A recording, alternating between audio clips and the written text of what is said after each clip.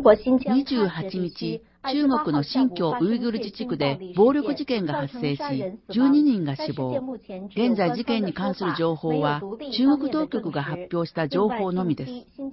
最近新疆では宗教迫害が激化し、ムス地区では家庭教会の信者30数人が逮捕。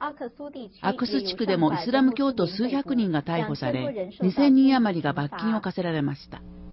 新疆自治区の西南部に位置するカシュガル地区カルギリク県で28日、暴力事件が発生。政府系メディア新華社によると、10人がボートに刺し殺され、一般市民も負傷し、警察が少なくともボート2人を射殺したと報道。イギリス BBC は似たような事件において、中国当局は一貫して情報封鎖を図るため、外部は事件の真相を知り得ないと報道。最近、新疆当局はいわゆる宗教撲滅運動を展開。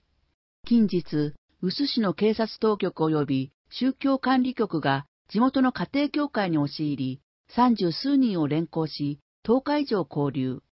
また、1人当たり3000元から5000元の罰金が課せられたそうです。ラジオフリーアジアによると、現在4人がまだ釈放されていないそうです。世界ウイグル組織によると、ホータン地区やアスク地区では、ウイグル族数百人が連行され、2000人余りに罰金が課せられたそうです。我认为呢，目前中国现在在当地呢，是既利用这个严打和行政手段呢，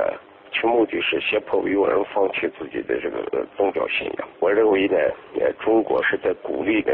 中国的执法人员在进行暴力犯罪。また、新疆当局は各地の警察局にノルマを与え、懸賞金までかけているそうです。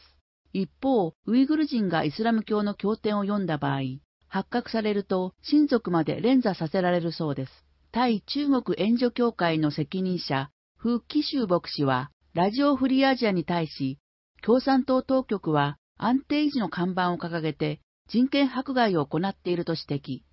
一般市民にまで、いわゆる邪教を反対する保証書に署名を強要していることから、当局の恐れが伺えると述べました。新東人テレビがお伝えしました。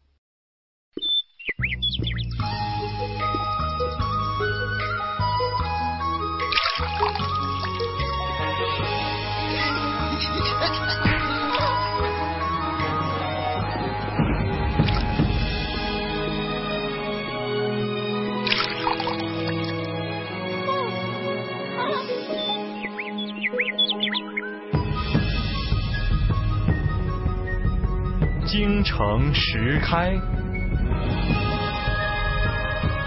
捐助新唐人，了却您久远的中国夙愿。